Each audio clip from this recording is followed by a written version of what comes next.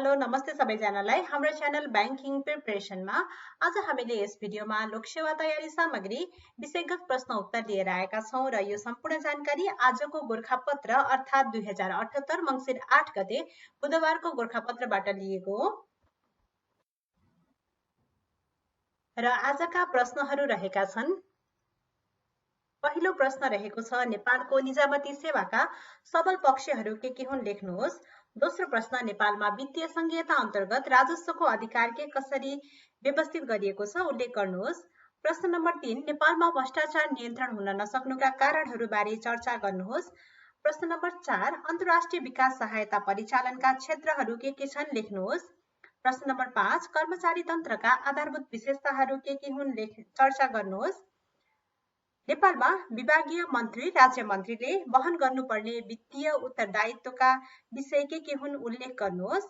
र आजको अन्तिम प्रश्न नम्बर 7 नेपालको वित्तीय नीतिका विशेषताहरू के हुन् चर्चा गर्नुहोस्। आज यो भिडियोमा यी 1 देखि 7 सम्मका प्रश्नहरूको बारेमा छलफल गरिनेछ र यो आजको गोरखापत्र अर्थात् 2078 मङ्सिर 8 गतेको गोरखापत्रबाट लिएको हो। ल त आजको भिडियो सुरु गरौँ। यस्तै गरी आजको पहिलो प्रश्न रहेको छ नेपालको निजामती सेवाका सबल पक्षहरू के हुन् लेख्नुहोस्।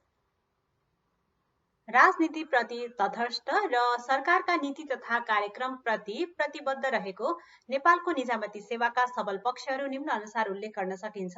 ऐन नियमद्वारा व्यवस्थित गरिएको छ। यसका लागि निजामती सेवा ऐन 2049 र नियमावली 2050 लागू गरिएको छ। संस्थागत व्यवस्था प्रष्ट छ। संघीय मामिला तथा सामान्य प्रशासन मन्त्रालयले केन्द्रीय निकायका रूपमा कार्य गरेको छ। सेवा समूहसँग सम्बन्धित मन्त्रालयको व्यवस्था रहेको छ। 3 तहको संघीय प्रणाली अनुरूप संघ, प्रदेश र स्थानीय तहसम्म निजामती सेवाको सञ्जाल रहेको छ। संघ, प्रदेश, स्थानीय तह हुँदै वार्ड तहसम्म संस्थागत संरचना रहेको छ। कर्मचारीको छनौट योग्यताका आधारमा हुने व्यवस्था रहेको छ। यसका लागि संघमा लोकसेवा आयोग र प्रदेशमा प्रदेश लोकसेवा आयोगको व्यवस्था गरिएको छ। कर्मचारीको उमेरको हद 58 वर्ष तोकिएको छ। सचिवको 5 वर्ष र मुख्य सचिवको 3 वर्ष सेवा अवधि निश्चित गरिएको छ। सेवा सुरक्षाको कानुनी प्रत्याभूति छ। नियुक्ति, स्थापन, सरुवा, बढुवा लगायत वृत्ति विकासका पक्षहरू कानूनद्वारा निश्चित गरिएको छ र राजनीतिबाट अलग एवं तटस्थ राखिएको छ र सरकारका नीति तथा कार्यक्रमप्रति निजामती सेवा प्रतिबद्ध रहेको छ। यी सम्पूर्ण बुदाहरूलाई हामीले नेपालको निजामती सेवाका सबल पक्षका रूपमा हेर्न सक्छौं। अब हेरौं अर्को प्रश्न। यस्तै गरी आजको दोस्रो प्रश्न रहेको छ नेपालमा वित्तीय संघीयता अन्तर्गत राजस्वको अधिकार के कसरी व्यवस्थित गरिएको छ उल्लेख गर्नुहोस्। वित्तीय संघीयताको सार तत्वका रूपमा रहेको राजस्व अधिकारलाई नेपालको संविधान अन्तर सरकारी वित्त व्यवस्थापन ऐन 2074 ले व्यवस्थित गरेको छ। जसलाई निम्न अनुसार उल्लेख गर्न सकिन्छ। पहिलो रहेको छ संघको अधिकार। संघको अधिकारमा रहेको छ कर राजस्व। यस अन्तर्गत भन्सार, अन्तःशुल्क, मूल्य अभिवृद्धि कर, संस्थागत आयकर, व्यक्तिगत आयकर र पारिश्रमिक कर पर्दछन्। गैर कर राजस्व राहदानी शुल्क, भिसा शुल्क, पर्यटन दस्तुर, सेवा शुल्क दस्तुर, क्यासिनो, दण्ड, जरिवाना इत्यादि। यस्तै गरी प्रदेशको अधिकारमा रहेको छ घर जग्गा रजिस्ट्रेसन शुल्क, विज्ञापन कर, सवारी साधन कर, मनोरञ्जन कर, कृषि आयमा कर, पर्यटन शुल्क, सेवा शुल्क, दस्तुर, दण्ड, जरिवाना इत्यादि। यस्तै गरी स्थानीय तहको अधिकारमा रहेको छ घर जग्गा रजिस्ट्रेसन शुल्क, विज्ञापन कर, सवारी साधन कर, मनोरञ्जन कर, घर बहाल कर, व्यवसाय कर, सम्पत्ति कर, मालपोत संकलन, भूमि कर, पर्यटन शुल्क, सेवा शुल्क दस्तुर, दण्ड, जरिवाना।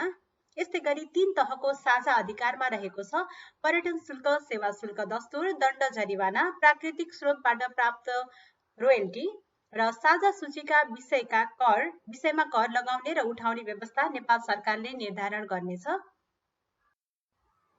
यस्तै गरी नेपालमा वित्तीय संघीयता अन्तर्गत राजस्व बाँडफाँडमा रहेको छ। कमा रहेको छ मूल्य अभिवृद्धि कर र आन्तरिक उत्पादनबाट उठेको अन्तःशुल्क संघ, प्रदेश र स्थानीय तहमा क्रमशः 70%, 15% प्रदेशमा र स्थानीय तहमा 15%। यस्तै गरी मासिक रूपमा उपलब्ध गराइने आर्थिक वर्षको अन्तिम महिनामा हिसाब मिलान गरिने। खमा रहेको छ प्राकृतिक स्रोतको रोयल्टी। यस अन्तर्गत विद्युत, वन, पर्वतारोहण, पानी, खानी तथा खनिज यस अन्तर्गत सङ्घ, प्रदेश र स्थानीय तहमा क्रमशः सङ्घमा 50%, प्रदेशमा 25% र स्थानीय तहमा 25%, प्रदेश र स्थानीय तहले कर लगाउँदा ध्यान दिनुपर्ने कुरा राष्ट्रिय आर्थिक नीति, वस्तु तथा सेवाको ओसार पसार, पुँजी बजार, श्रम बजार, छिमेकी प्रदेश र स्थानीय तहलाई प्रतिकूल नहुने गरी गैर करको दर निर्धारणको आधार, 3 तहले वस्तु तथा सेवाको लागत, सञ्चालन र मर्मत सम्भार खर्च र एकल कर प्रशासन। यस्तै गरी प्रदेश र स्थानीय तहको दुवैको अधिकार सूचीमा रहेका देहायका कर, देहाय बमोजिम लगाइने र उठाइने व्यवस्था रहेको छ, जसमा कमा रहेको छ सवारी साधन कर। प्रदेशले करको दर लगाउने र कर उठाउने, उठेको करको 60% प्रदेशको हिस्सा र 40% स्थानीय तहको हिस्सा हुने। तर टाका, रिक्सा, अटो रिक्सा र विद्युतीय रिक्सामा पालिकाले करको दर लगाउने र कर उठाउने। यस्तै गरी खमा रहेको छ घर जग्गा रेजिस्ट्रेसन शुल्क। प्रदेशले शुल्कको दर लगाउने र पालिकाले शुल्क उठाउने, तर यो शुल्क उठाउन प्रदेश र पालिकामा साधन स्रोत, प्रविधि, जनशक्ति तथा कार्यालय व्यवस्थापन नभएसम्म नेपाल सरकारको सम्बन्धित कार्यालयले प्रदेशले लगाएको शुल्कको दर अनुसार शुल्क उठाए सम्बन्धित प्रदेश र पालिकामा 60% पालिकामा र 40% प्रदेशमा दाखिला गर्ने अन्तरिम प्रशासनको व्यवस्था आर्थिक अध्यादेशले गरेको छ। यस्तै गरी गमा रहेको छ मनोरञ्जन कर। प्रदेशले करको दर लगाउने र पालिकाले कर उठाउने, उठेको करको 60% पालिकाको हिस्सा र 40% प्रदेशको हिस्सा हुने। यस्तै गरी विज्ञापन करमा रहेको छ पालिकाले करको दर लगाउने र कर उठाउने, उठेको करको 60% पालिकाको हिस्सा र 40% प्रदेशको हिस्सा हुने। यस्तै गरी आजको तेस्रो प्रश्न रहेको छ नेपालमा भ्रष्टाचार नियन्त्रण हुन नसक्नुका कारणहरूबारे चर्चा गर्नुहोस्। सार्वजनिक सम्पत्ति व्यक्तिगत स्वार्थमा प्रयोग गर्ने कार्य भ्रष्टाचार हो। यो आर्थिक तथा गैर आर्थिक दुवै किसिमको अपराध हो। नेपालमा यसको नियन्त्रण गर्नका लागि कानुनी र संस्थागत व्यवस्था गरिएको छ। राज्यका सबै अङ्ग भ्रष्टाचार नियन्त्रणमा सक्रिय छन् र पनि यसको नियन्त्रण हुन सकेको पाइँदैन। यो कुनै एउटा कारणले मात्र नभई यसमा विभिन्न प्रकृतिका कारण छन्, जसलाई निम्नानुसार उल्लेख गर्न सकिन्छ। सरकारी कार्यालयहरूमा स्वतःस्फूर्त रूपमा सेवा प्रवाह हुने र सूचना प्रवाह हुने संरचना र प्रणालीको विकास नहुनु, निजामती कर्मचारीहरू जिम्मेवार, जवाफदेही, आधुनिक र पारदर्शी हुन नसक्नु, सार्वजनिक सेवा प्रवाहको कार्य सरल र नियमित हुन नसक्नु, कानुनी व्यवस्था सरल र पारदर्शी नहुनु, सेवा प्रवाहमा संलग्न निकायहरूबीच कार्यगत समन्वयको अभाव हुनु, नागरिक सचेतनाको अवस्था सुदृढ हुन नसक्नु, सेवा प्रवाहमा आधुनिक सूचना प्रविधिको उपयुक्त प्रयोग हुन नसक्नु, नियामक निकायहरूबीच नियमित सूचना प्रवाह, समन्वय र सहकार्यको अभाव हुनु, सम्बन्धित मन्त्रालय तथा विभागहरूबाट हुने अनुगमन र मूल्याङ्कन प्रणाली कमजोर हुनु।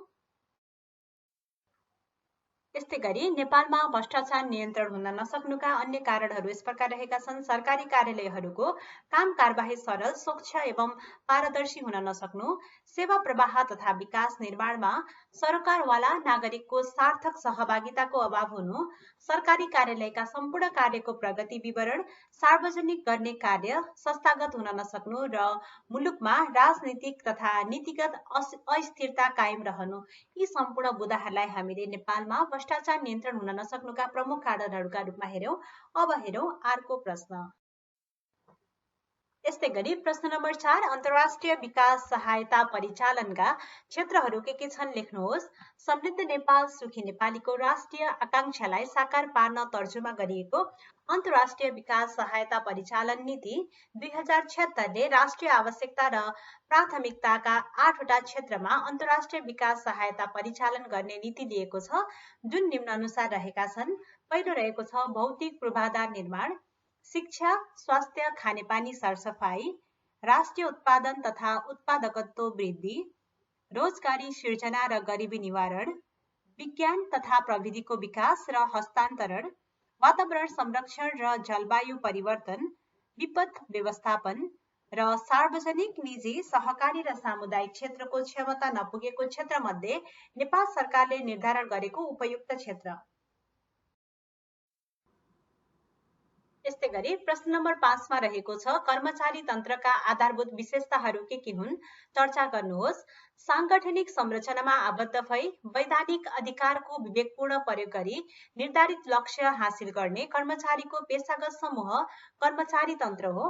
यसका आधारभूत विशेषतालाई निम्न अनुसार चर्चा गर्न सकिन्छ। संगठनका पदहरू तहगत श्रृङ्खलामा रहने, तहगत व्यवस्था अनुरूप कर्मचारीलाई आदेश दिने, नियन्त्रण गर्ने, समन्वय गर्ने जस्ता कार्यहरू गरिने, संगठनको कार्य गर्दा कर्मचारीले तहगत व्यवस्थाको नियम पालना गर्नुपर्ने, लिखित, मौखिक एवं प्रयोगात्मक परीक्षाद्वारा योग्यता जाँच गरी कर्मचारी छनौट हुने, योग्यता, क्षमता, ज्ञान, सिप, अनुभवका आधारमा उपयुक्त जिम्मेवारी दिइने, कानुनको पूर्ण परिपालना गर्ने, ऐन नियम अनुसार कार्य गर्ने, व्यक्तिले नभई संस्थाले सेवा गर्ने, कानुनका आधारमा निर्णय गर्ने, निष्पक्षता कायम गर्ने, कानुनका अगाडि सबै समान हुने, राजनीतिक रूपमा तटस्थ रही निष्पक्ष सेवा प्रवाह गर्ने, राजनीतिक आस्थाका आधारमा आग्रह पूर्वाग्रह नराख्ने, निष्पक्ष व्यवहार गर्ने, सत्ता पक्ष र प्रतिपक्ष सबै राजनीतिक दलहरूबाट टाढा रहने, तोकिएको उमेर तथा सेवा अवधिसम्म सेवामा रहिरहने, लामो समयसम्म सेवामा निरन्तर रहने हुँदा यसलाई स्थायी सरकारको रूपमा पनि लिइने र देश र जनताको सेवा गर्ने कार्यलाई पेसाका रूपमा लिई त्यसैमा आफ्नो भविष्य सुनिश्चित गर्ने, नियुक्ति, सरुवा, बढुवा, सेवा सुविधा, अवकाश लगायतका वृत्ति विकासका सबै पक्ष कानुनद्वारा निर्दिष्ट हुने। यी सम्पूर्ण बुदाहरूलाई हामीले कर्मचारी तन्त्रका आधारभूत विशेषताहरूका रूपमा लेख्न सक्छौं। अब हेरौं अर्को प्रश्न। यस्तै गरी प्रश्न नम्बर 6 नेपालमा विभागीय मन्त्री, राज्य मन्त्रीले वहन गर्नुपर्ने वित्तीय उत्तरदायित्वका विषय के हुन् उल्लेख गर्नुहोस्। नेपालमा आर्थिक कार्यविधि तथा वित्तीय उत्तरदायित्व ऐन 2076 को दफा 50 ले विभागीय मन्त्री, राज्य मन्त्रीले वहन गर्नुपर्ने वित्तीय उत्तरदायित्वका विषय सम्बन्धमा व्यवस्था गरेको छ, जुन यस प्रकार रहेका छन्। बजेट प्रस्ताव गर्ने, बजेट समर्पण गर्ने गराउने, योजना छनौट गर्ने, योजना तथा कार्यक्रमको अनुगमन गर्ने, मध्यमकालीन खर्च संरचना तयार गर्ने, सरकारी सम्पत्तिको संरक्षण व्यवस्थापन गर्ने गराउने र यसै गरी विभागीय मन्त्री, राज्य मन्त्रीबाट उपरोक्त वित्तीय उत्तरदायित्व वहन भए नभएको सम्बन्धमा प्रधानमन्त्रीबाट निगरानी हुने व्यवस्था पनि उक्त ऐनले गरेको छ।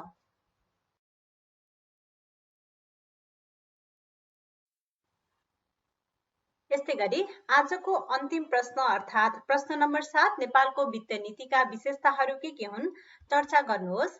कर, सरकारी खर्च तथा ऋणको माध्यमबाट मुलुकको अर्थतन्त्रलाई अनुकूल प्रभाव पार्ने नीति वित्त नीति हो। वित्त नीति समष्टिगत आर्थिक नीतिको एक अंग हो। राजनीतिक र सामाजिक जगमा उभिएको यो नीति सरकारले तर्जुमा गर्छ। आर्थिक वर्ष आरम्भ हुनुभन्दा अगाडि जारी गरिने यो नीतिको निकट सम्बन्ध सरकारले तर्जुमा गर्ने बजेटसँग हुन्छ। नेपालको वित्तीय नीति वार्षिक बजेट तथा आवधिक योजनाबाट निर्देशित छ। समृद्ध नेपाल, सुखी नेपाली बनाउने दीर्घकालीन उद्देश्य अनुरूप आर्थिक सामाजिक विकासको मौलिक ढाँचामा अघि बढाइएको नेपालको वित्त नीतिका विशेषताहरूलाई निम्न अनुसार चर्चा गर्न सकिन्छ।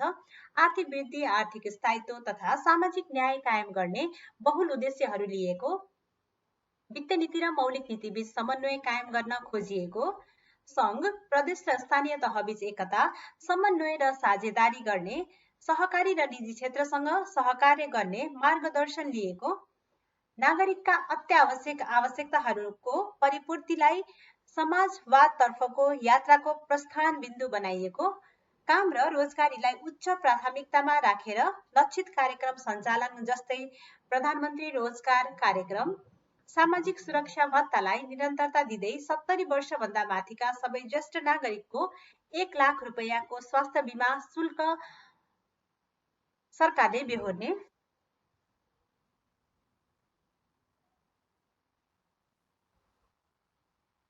यस्तै गरी नेपालको वित्त नीतिका विशेषताहरूमा रहेका छन् सबै आर्थिक क्रियाकलापलाई करको दायरामा ल्याई राजस्वको आधार फराकिलो बनाउने नीति,